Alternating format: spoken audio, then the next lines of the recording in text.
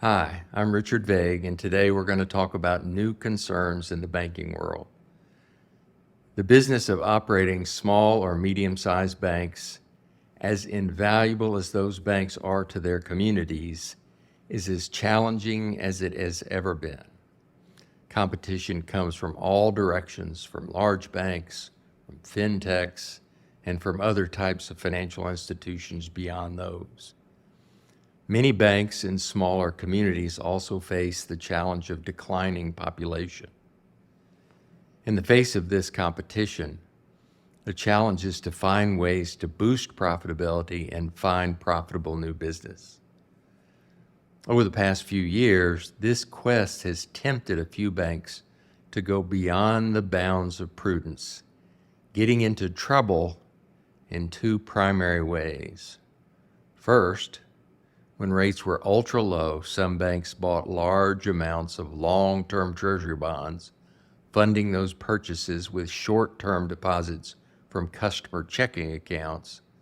So when the Fed unexpectedly and rapidly hiked interest rates, the value of those bonds plummeted. That's exactly what caused Silicon Valley Bank to fail.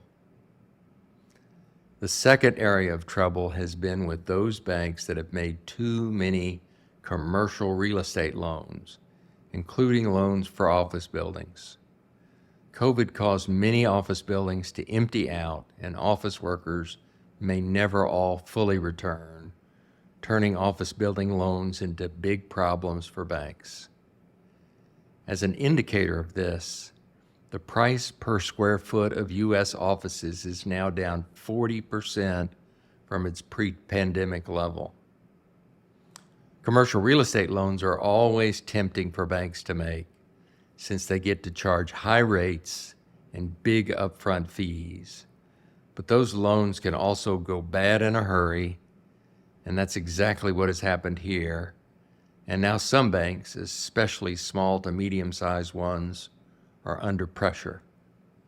To talk specifics, there are $6 trillion in commercial real estate loans, but banks only hold about half of these, and further, only a subset, about $1 trillion of these, are office loans, the remainder being comprised of things like industrial warehouse loans, multifamily housing loans, and others.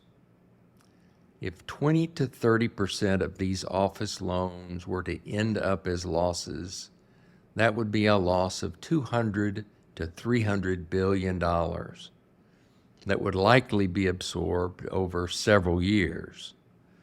That's bad and would hurt the industry, but the banking industry has $2.25 trillion in capital, so it would amount to less than 15% of that capital, a manageable proposition. Contrast that to the residential real estate problem of the global financial crisis of 2008. At that time, mortgage loans were nearly $11 trillion, and troubled mortgage loans were estimated to have been as high as $1 trillion, all at a time that the industry had about $1.5 trillion in capital. So in this case, the estimated problem totals 66% of capital, a much more daunting problem, and the reason that crisis was so damaging. But just because the industry will be able to absorb the problem does not mean some banks won't be hurt.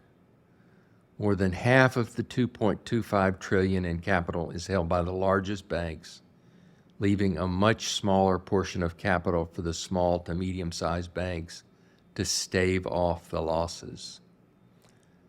Banks hold half of all commercial real estate debt, but on a relative basis, small and medium-sized banks hold proportionately more. Commercial real estate loans are only about 6% of the assets of the largest banks, while there is as much as 34% of the assets of small and medium-sized banks. While that varies from bank to bank, that certainly means that there are at least some small to medium-sized banks for which this will be a significant problem. And in fact, Past due commercial real estate loans have now reached a post-global financial crisis high, and some analysts see as many as 300 of the nation's 4,600 banks needing assistance as a result.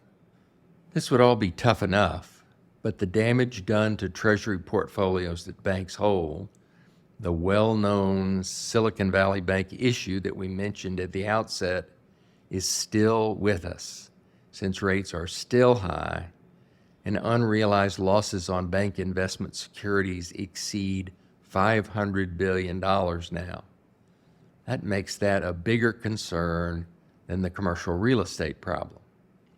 For those banks that happen to face both problems, the situation may not be manageable. Given all this, we would make two comments. First, both these types of problems are perennial, recurring, and well-known dangers for banks, and any bank now facing them would have, or at least should have, known the unacceptability of the risks they were taking. But even with that, our second comment is that the Fed can easily and quickly alleviate both problems by reducing interest rates. In fact, the Fed's abrupt interest rate actions caused the first problem and significantly exacerbated the second. This may end up being the issue that forces the Fed's hand on moving to lower rates. In our view, it would be a helpful thing if it did. That's it for this week. Thanks.